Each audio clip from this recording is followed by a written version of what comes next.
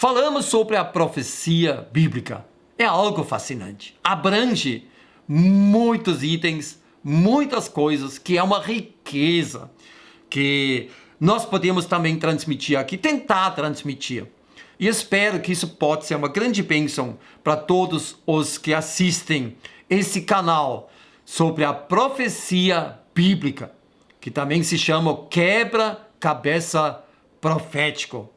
Sem dúvida, a profecia bíblica é uma mina de ouro, um garimpo cheio de preciosidades. Ou como o salmista expressou a sua alegria no Salmo 119, 162, eu me alegro em tua palavra, sou tão feliz como alguém que encontra um grande tesouro. E também vamos citar o nosso versículo-chave de 2 Pedro 1, 19. Temos, assim, tanto mais confirmada a palavra profética, e fazeis bem em atendê-la, como a uma candeia que brilha em lugar tenebroso, até que o dia clareia e a estrela da alva nasça em vossos corações. Quer dizer, até a volta de Jesus. A palavra profética, uma riqueza e uma âncora e também uma bússola que nos orienta nesses tempos finais. Chegamos à parte 6, que é a parte final. E continuamos com mais profecias de Jesus e seu incrível cumprimento, como a traição de Judas, a sua própria crucificação, a destruição desse segundo templo, a longa peregrinação dos judeus até a sua volta para Israel, a pregação mundial do Evangelho e também um apelo final, uma aplicação pessoal. Espero que também hoje vamos aprender um pouco mais sobre a profecia bíblica. Sempre defendemos importantes verdades bíblicas. Jesus também profetizou, anunciou a traição de Judas. Ele orou e disse: Pai, eu não perdi nenhum daqueles que tu me deste. Só o filho da perdição, o Judas, que decidiu algo bem diferente e traiu Jesus, que já foi profetizado no Salmo 41:9. Até o meu próprio amigo íntimo, em quem eu tanto confiava e que comia do meu pão. Lembramos nós da última ceia, que na verdade não foi a última ceia. Foi o Pesach judaico, pensando na saída do Egito, no Êxodo. E Jesus transformou essa comemoração do Seder, da saída de lá, do Pesach judaico, transformou na Santa Ceia. E não foi a última, foi a primeira Santa Ceia, certo? Transformando esse ritual judaico em algo para a igreja de Jesus, que nós comemoramos até hoje. Que comia do meu pão, levantou contra mim o seu calcanhar. Essa é a profecia que é mencionada no Novo Testamento, apontando ao Judas. Quer dizer, ele vivenciou tudo como os outros, milagres, sinais, pregações, algo incrível, mas ele decidiu contra. Isso nos mostra a liberdade que o homem tem para a decisão. Aqui temos o Monte das Oliveiras. Aqui embaixo é o Vale Cedrão. Nós olhamos aqui agora, praticamente do Monte do Templo para baixo, e lá embaixo, onde eu coloquei essa flecha, é o lugar indicado como o Jardim Getsemane, onde tem aquelas oliveiras bem antigas que os botânicos dizem que essas árvores podem ter milhares de anos, talvez até assistiram aquela oração de Jesus. Você lembra quando os discípulos dormiram e ele disse: Pai, se for possível, que esse cálice passe de mim. E toda aquela oração maravilhosa que ele também orou: Pai, eu não oro somente por esses, mas também por aqueles que através da sua palavra hão de crer em mim, já pensando em nós. Naquele círculo vermelho, naquela flecha vermelha, nós vemos o portão dourado dos muros, das muralhas do monte do templo, onde Jesus desceu muitas vezes o Vale Cedrão e subiu um pouco o Monte das Oliveiras para orar no jardim Getsemane. Oliveiras muito antigas. Essa aqui é calculado de 3 a 5 mil anos de idade. É algo fascinante. As oliveiras antigas. Jesus também falou algo diferente, algo que ele pegou algo do Antigo Testamento, da época de Moisés, da saída do Egito, que aconteceu lá no deserto, e ele falou, e de modo porque Moisés levantou a serpente no deserto. Assim importa que o Filho do Homem seja levantado para que todo que nele crê tenha vida eterna. O que quer dizer isso? Em João 3, 14 a 15. Quando Israel pecou, rebelde, idólatra, teimoso, Deus mandou um monte de cobras venenosas que começaram a atacar as pessoas. Que na verdade isso é muito raro. Cobras, serpentes venenosas atacando as pessoas, aparentemente sem causa. Foi uma maldição, um juízo de Deus. E aí todo mundo gemendo, e Deus mais ou menos falou, olha, qualquer jeitinho, qualquer receita caseira não vai adiantar. Moisés, faça uma cobra de metal, coloca ela numa haste, num pau bem comprido, para possibilitar que qualquer pessoa naquele arraial pode ver a cobra, e a pessoa mordida, já com o veneno, a morte circulando no seu corpo, olhando para aquela cobra, passou da morte para a vida. Uma história muito especial. Aquela cobra naquela haste, naquele mastro lá em cima, tipo que nem um estandarte da guerra, um emblema, um banner, um símbolo. Assim Jesus diz. Assim o Filho do Homem seja levantado, para que todo que nele crê tenha a vida eterna. Olha, Jesus profetizou aqui que ele ia morrer, ser levantado do chão, numa haste, né? num tronco comprido. A única maneira de morrer daquele jeito era a crucificação. E ele já profetizou isso aqui. Mas ele falou mais, se referindo àquela cobra. Qualquer pessoa, de qualquer parte do mundo, qualquer ponto do mundo, qualquer país, que olhe na fé para Gólgota, que ouve a mensagem do sacrifício de Jesus como Cordeiro de Deus, e agora ele dirige o seu olhar na fé em direção a Gólgota, naquilo que Jesus fez para nós. E a pessoa que aceita isso e crê nisso, ele tem a vida eterna. Assim importa que o Filho do Homem seja levantado, para que todo que nele crê tenha a vida eterna. Isso não é maravilhoso? E isso se cumpriu nos últimos 2000 anos. Pessoas do mundo inteiro, de tantos povos diferentes, ouviram a mensagem na sua língua e aceitaram Jesus como seu Salvador.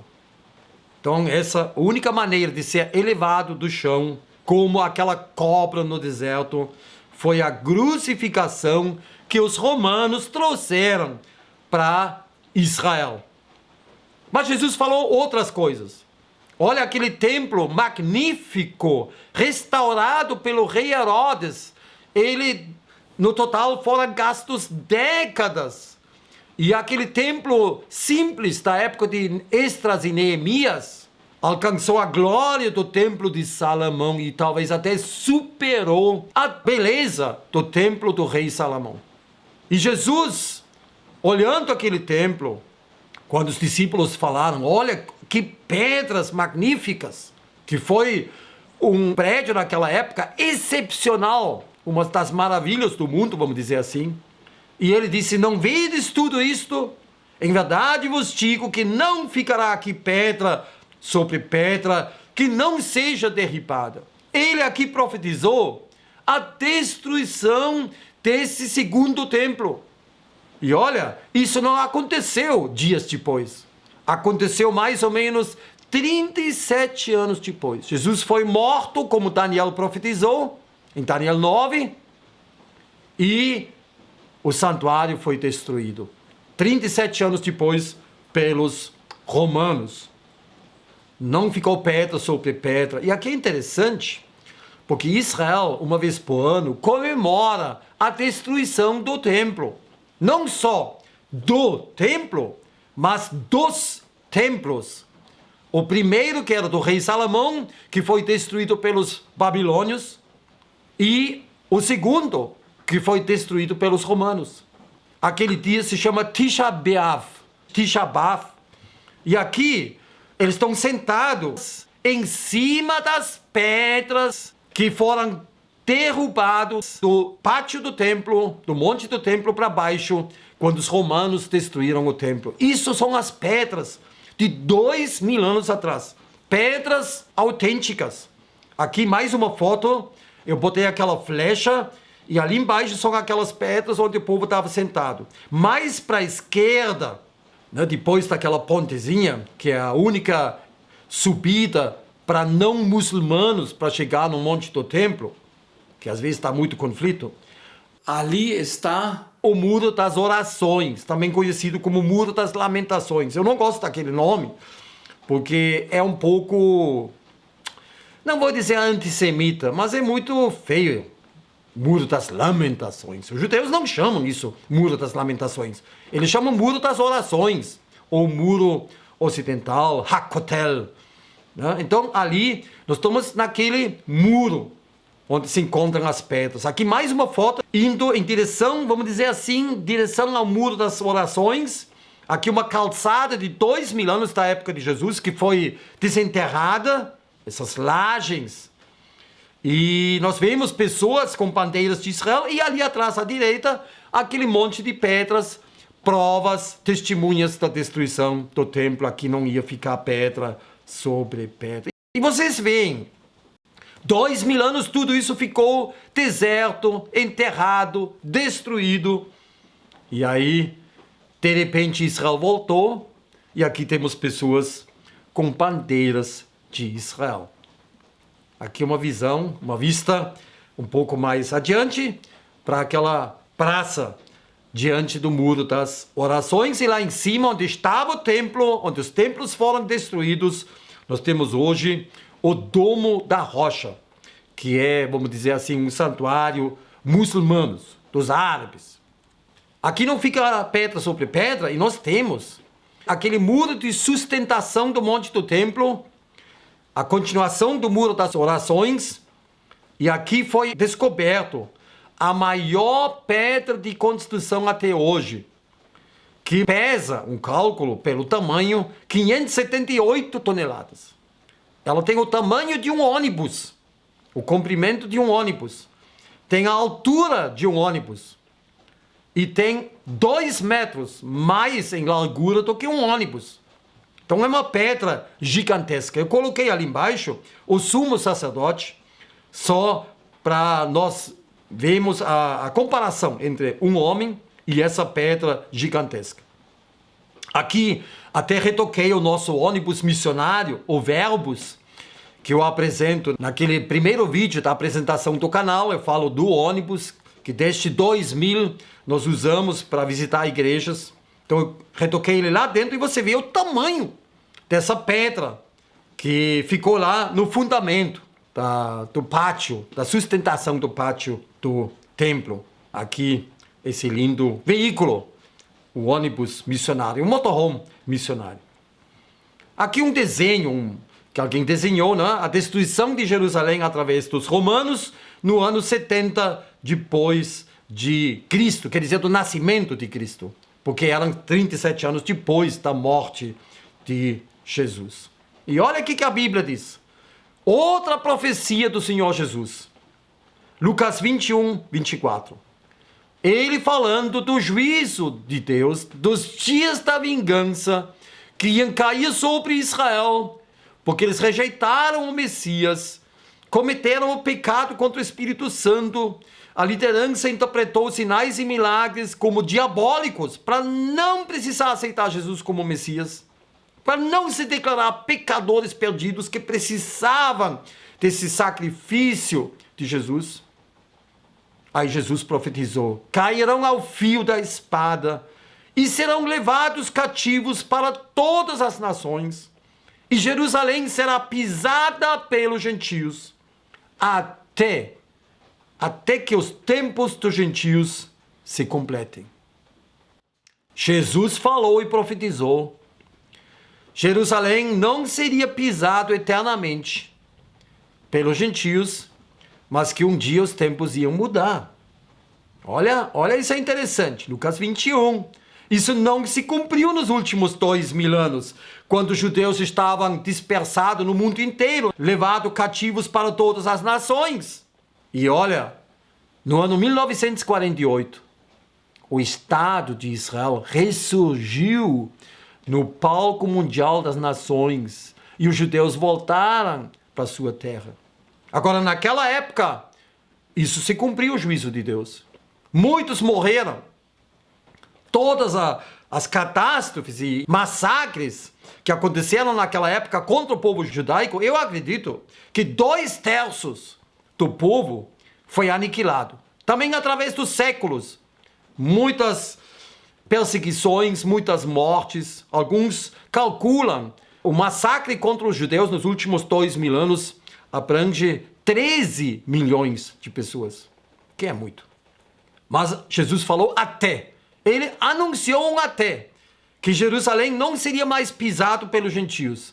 Começou em 1948, estamos num tempo assim intermediário, e nós vemos hoje a briga entre Israel e os povos vizinhos, a briga por Jerusalém e principalmente o monte do templo. Até numa profecia, no profeta Ezequiel, Deus fala o seguinte, em respeito de um inimigo poderosíssimo que virá do extremo norte, chamado Gog de Magog. Ele será trazido. No fim dos anos, virás à terra que se recuperou da espada, ao povo que se congregou dentre muitos povos sobre os montes de Israel.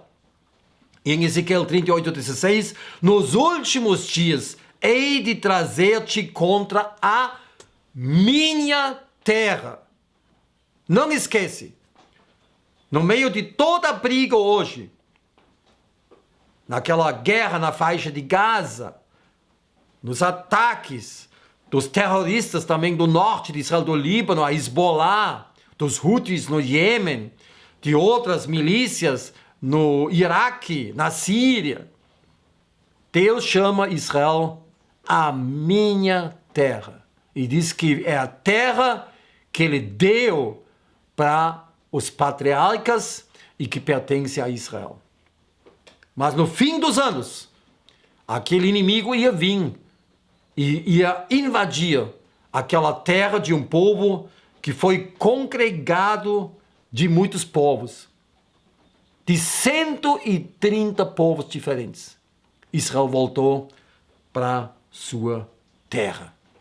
Nessas últimas décadas, ou vamos dizer, 1,5 séculos, os congregarei das extremidades da terra.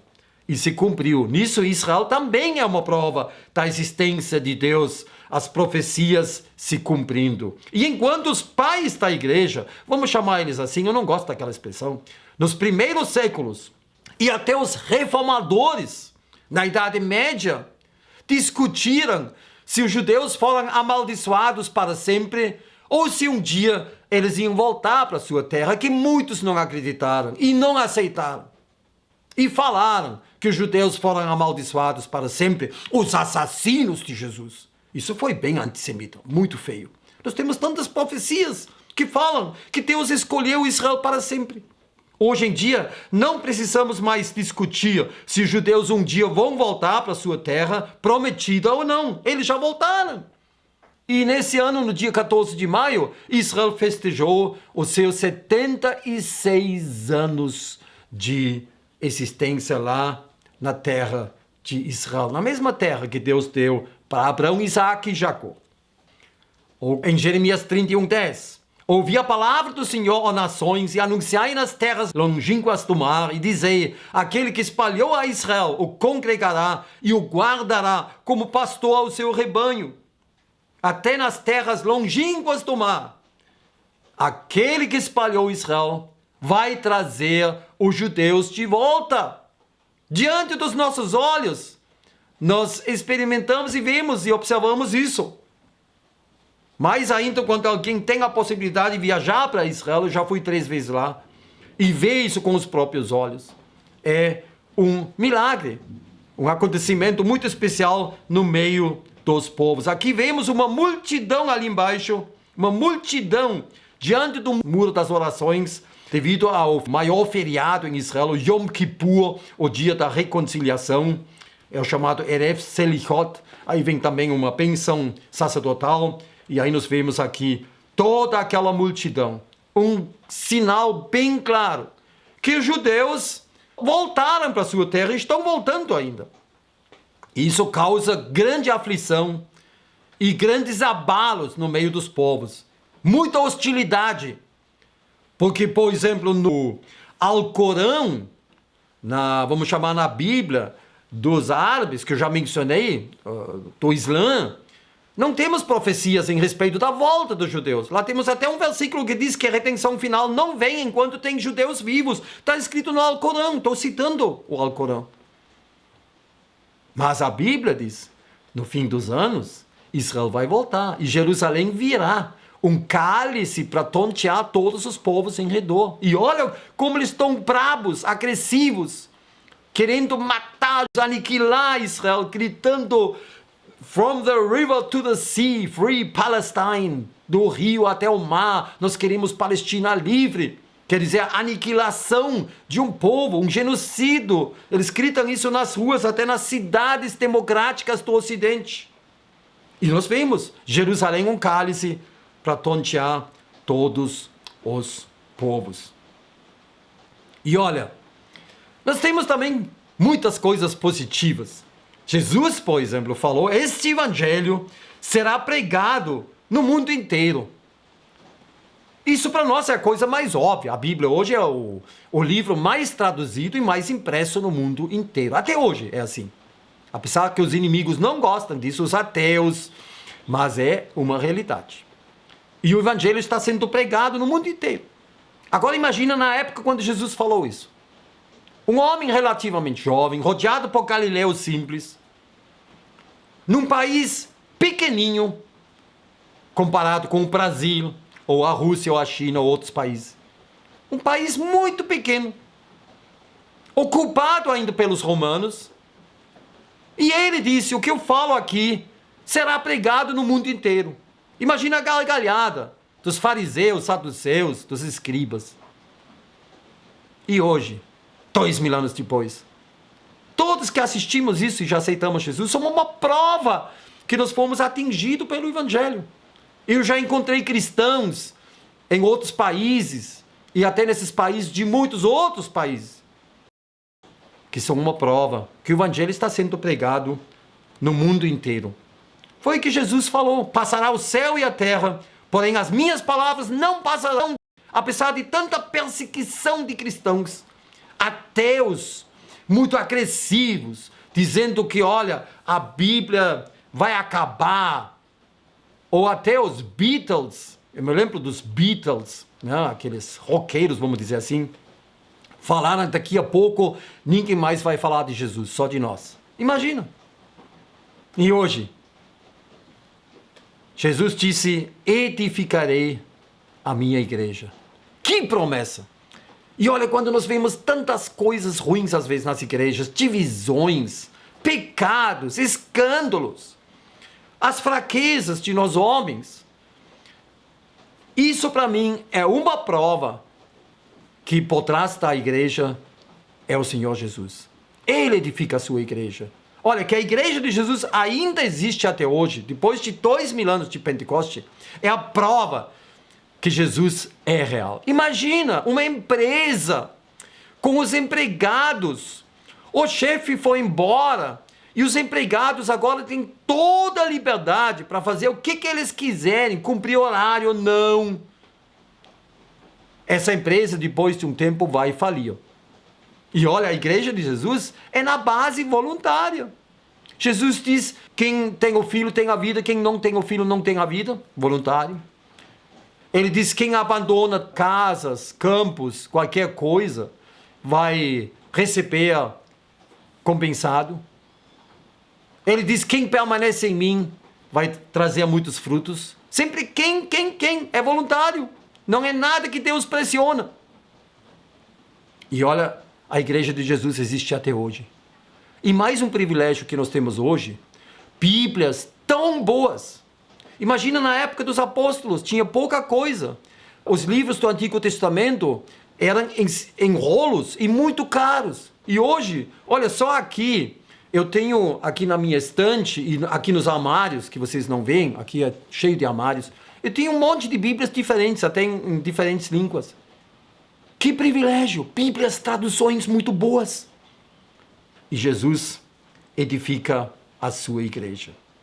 Como já mencionei antes, em João 17:20, Jesus ora, eu não rogo somente por esses. Naquela época eram os 12 apóstolos, um era um traidor, mas também por aqueles que creem em mim por meio da sua palavra. Quer dizer, através desses apóstolos, desses primeiros discípulos, outros iam chegar na fé aceitando Jesus. E através desses outros de novo iam aceitar. Assim foi na minha vida. Esse homem ali no meio, ao meu lado, eu sou aquele jovem da direita, ele pregou naquele salão de baile. Eu aceitei Jesus. Ele já está com o Senhor. Ele já faleceu. E eu estou continuando, também ficando mais velho, mas através de nós, outras pessoas aceitaram Jesus. E assim essa reação em cadeia vai até o arrebatamento da igreja. Isso é cumprimento dessa profecia. Jesus é o bom pastor. Podemos confiar nossa vida nas mãos dele. Confiar na sua palavra. Tantas profecias se cumpriram. E nós temos plena certeza que o resto vai se cumprir também. Eu sou o bom pastor. Ele sabe muito melhor o que é bom para nós do que nós mesmos. E em João 10, 27 a 28, ele afirma: as minhas ovelhas ouvem a minha voz, e eu as conheço, e elas me seguem. Eu lhes dou a vida eterna, jamais perecerão. Olha, isso é a certeza da salvação. E ninguém as arrebatará da minha mão. Isso é maravilhoso. Como nós somos privilegiados. Isso aí causa alegria no nosso coração e esperança plena que Ele vai nos levar até ao céu. Ele é o nosso pastor, nada me faltará. Ele me faz repousar em pastos verdejantes. Leva-me para junto das águas de descanso. Refrigera-me a alma. Guia-me pelas veredas da justiça. Quer dizer, no caminho certo. Por amor de seu nome. E até no vale da morte, Ele nos acompanha. Isso é maravilhoso. Isso nos dá uma paz interior. Adonai Roi Loisa. O Senhor é meu pastor. Nada me faltou, nada me falta, nada me faltará. E nós olhamos para a volta de Jesus. Assim eu espero que temos aprendido um pouco mais sobre a profecia bíblica nessa série das primeiras palestras, das primeiras partes desse tema tão importante. Profecia bíblica, prova infalível do Deus verdadeiro. É uma arma que nós temos nas mãos. Algo maravilhoso. Como a Bíblia diz em 2 Coríntios 10, 3 a 5, porque embora andando na carne, não militamos segundo a carne. Porque as armas da nossa milícia não são carnais, e sim poderosas em Deus, para destruir fortalezas, anulando nossos sofismas e toda altivez que se levanta contra o conhecimento de Deus, e levanta o cativo todo pensamento à obediência de Cristo. Isso nos anima para o nosso testemunho. As nossas armas não são carnais. Nós não trabalhamos com agressão, com violência, com homens bombas, com terrorismo, amedrontando. As nossas armas são poderosas em Deus. E olha, Jesus, sem exército, transformou muito mais pessoas do que qualquer outra pessoa poderosa aqui nesse mundo. O que nós podemos aplicar então para nós? A profecia é a prova de Deus. É algo especial que eleva o cristianismo acima de todas as crenças e religiões desse mundo. A Bíblia é a palavra de Deus, com tantas profecias na Bíblia que já se cumpriram, estão se cumprindo, o resto também vai se cumprir. É a palavra de Deus. A prova que por trás dela é o Espírito Santo, é Deus acima do nosso tempo, com tantas profecias. Isso é incrível. E isso nos anima para o nosso testemunho pessoal. É uma arma para argumentar com outras pessoas. E também tudo se cumprirá. Jesus vai voltar. É algo que nós não vemos ainda. É invisível ainda. Também a nossa ressurreição. A nossa transformação. Não se vê, mas nós cremos isso. E olha, Deus nos vê e Ele nos ama. Como Jesus viu aquela velhinha lá no templo. Viu que ela botou, talvez com mãos tremelicas, aquelas 2 moedinhas de lepton que não valia quase nada. Ela botou isso e era tudo que ela tinha. E Jesus valorizou isso. Assim Ele também conhece a nossa vida, o nosso coração. Não pensa que Deus não vê as nossas necessidades. A pergunta hoje é: como é a nossa vida espiritual? Será que nós andamos que nem essa lamparina fumegante, quase apagando, tão envolvido com tanta coisa do mundo, talvez até em pecados, quem sabe? Olha, vamos nos lembrar daquela parábola das 10 virgens, onde a Bíblia diz: mas à meia-noite ouviu-se um grito, eis o noivo sair ao seu encontro. E olha, tudo que indica que Jesus voltará em breve. Espero que nós não sejamos cristãos desqualificados, como Jesus ameaçou numa das cartas, das 7 cartas no Apocalipse, que ele ia derrubar o candelabro. Eu não digo que o cristão perde a salvação, mas nós podemos virar cristãos inúteis, que não obedecem a Deus, vivem a sua própria vida e não abrem a boca para testemunhar.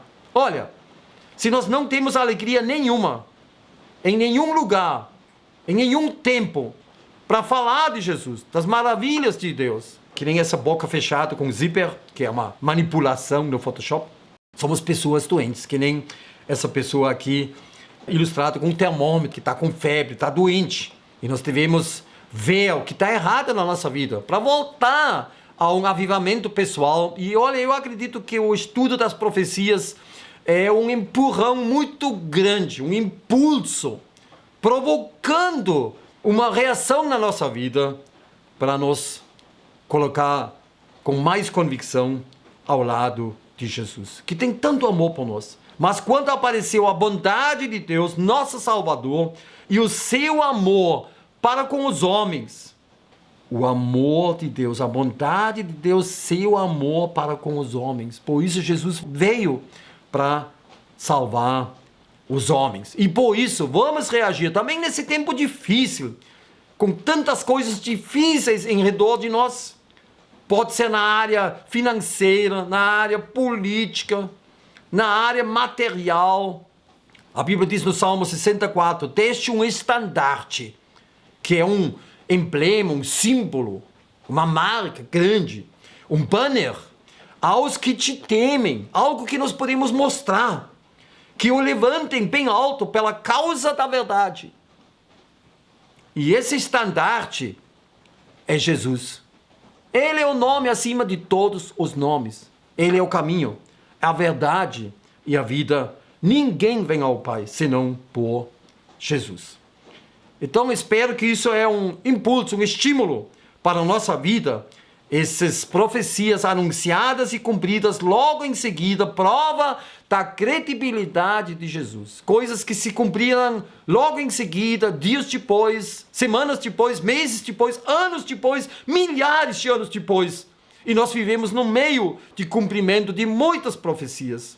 Por isso eu não gosto quando alguém fala, na época bíblica, se referindo à época de Jesus ou do Antigo Testamento. Não, nós vivemos hoje na época bíblica também. E Jesus voltará em breve. Se você gostou dessa primeira série do nosso novo canal sobre a profecia bíblica, o quebra-cabeça profético, então nos ajude a divulgar esse canal.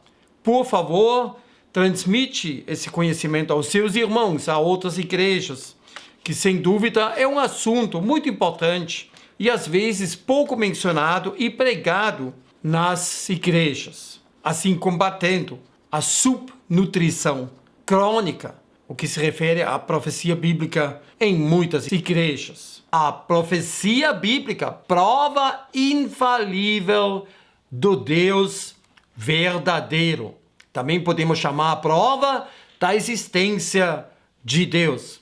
Algo fascinante.